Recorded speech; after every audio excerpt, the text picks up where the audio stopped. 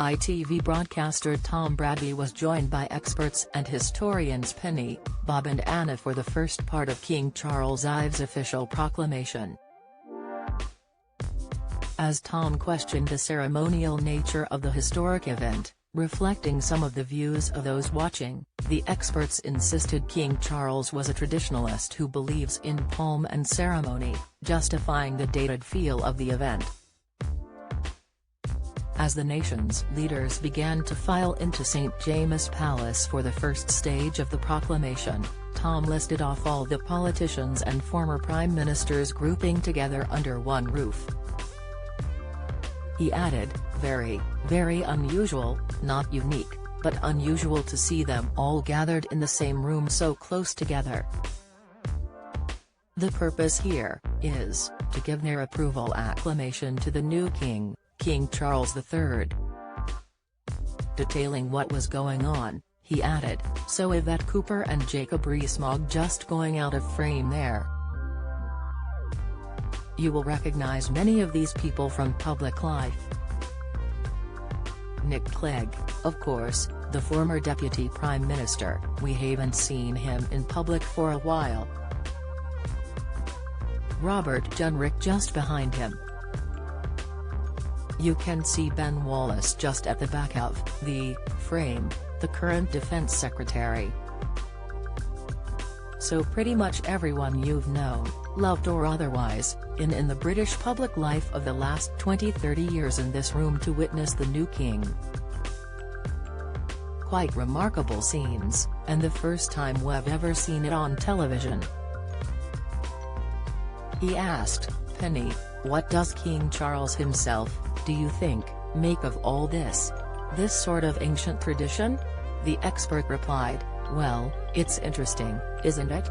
To see this language that goes back centuries, and yet we're living in a world where news is around the world within an instant, with Twitter and Facebook and all those things.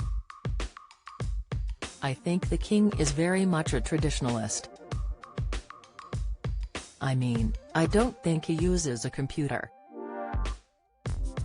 I think he believes in all this pomp and ceremony. I think he thinks it's an important part of the monarchy and the job that he does.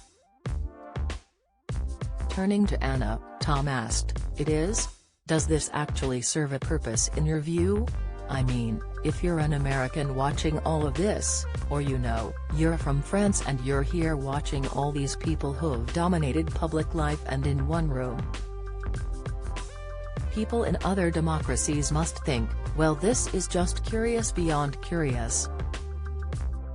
But does it serve a purpose, do you think?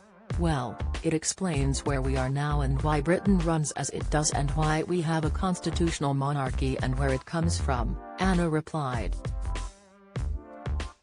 However, she claimed some parts of the formalities weren't as relevant, adding, now for some people, this would be exactly the reason why we need to move on and change things because of course, the king is going to swear to uphold the independence of the Church of Scotland, that really isn't necessary anymore. There's been a Church of Scotland, also, by the European Human Rights Convention, he couldn't just override that. The questions posed by Tom addressed some of the views circulating on social media from viewers. Twitter user @msnaughty wrote, this proclamation thing. Royalty is just very expensive medieval cosplay and it's not a good look for the 21st century. Joel Hudds added, this proclamation is the most OTT thing I've ever seen in my life. Kieran's won't bend, just put the TV on. It's all kinda medieval isn't it, second proclamation etc. Also, how much of our taxpayers' money is it costing during a cost of living crisis?